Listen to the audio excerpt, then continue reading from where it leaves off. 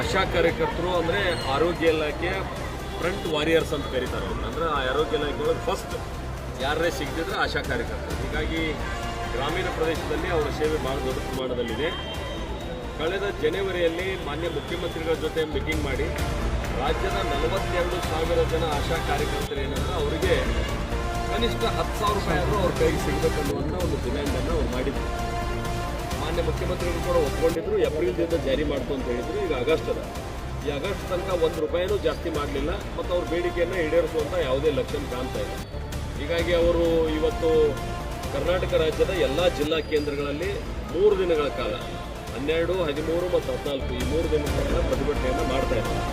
ಆ ಹಿನ್ನೆಲೆಯಲ್ಲಿ ನನಗೂ ಕೂಡ ಈ ವಿಷಯ ತಿಳಿದ ಮೇಲೆ ಅವರ ಬೇಡಿಕೆ ಭಾಳ ಯೋಗ್ಯವಾಗಿದ್ದಾವೆ. ಈಗ ನಾನು ಕೂಡ ಸಪೋರ್ಟ್ ಮಾಡಬೇಕಂತ ಹೇಳಿ ಒಂದು ಅವರಿಗೆ ಬೆಂಬಲವನ್ನು ಕೊಟ್ಟಿದ್ದೀನಿ. ಅನೇಕ ಕೇಂದ್ರ ಸರ್ಕಾರಕ್ಕೆ ಸಂಬಂಧಪಟ್ಟದ್ದು ಕೂಡ ನನ್ನ ಗಮನಕ್ಕೆ ತಂದಿದ್ದಾರೆ.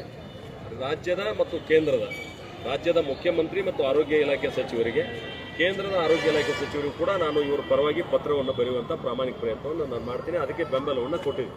ಸರ್, ಈಗ ಮಾನ್ಯ ಸಾರಿಗೆ ನೌಕರ ಮುಷ್ಕರ ಮಾಡಿದ್ರು. ಇವತ್ತು ಇವರು ನಾಳಿನ ಆಗಸ್ಟ್ 25ಕ್ಕೆ ಟೀಚರ್ಸ್ ಮಾಡ್ತಿದ್ದಾರೆ. ಈ ಸರ್ಕಾರ ರಾಜ್ಯದ ಕಾರ್ಯನಿರತ ಜನ ಏನಿದ್ದಾರೆ, ಅದು ಸಾರಿಗೆ ಇಲಾಖೆ ಇರ್ಬೋದು, ಆಶಾ ಕಾರ್ಯಕರ್ತರು, ಆರೋಗ್ಯ ಇಲಾಖೆ ಇರ್ಬೋದು, ಬೇರೆ ಯಾವುದೇ ಇಲಾಖೆಯಲ್ಲಿ ಕೆಲಸ ಮಾಡ್ತಕ್ಕಂಥ ಜನರನ್ನು ಕೂಗನ್ನು ಕೇಳ್ತಕ್ಕಂಥ ಒಂದು ಸಂವೇದನತೆಯನ್ನು ಅದು ಕಳ್ಕೊಂಡ್ಬಿಟ್ಟಾರೆ. ಯಾಕಂದ್ರೆ ರಾಜ್ಯದೊಳಗೆ 136 ಜನ ಶಾಸಕ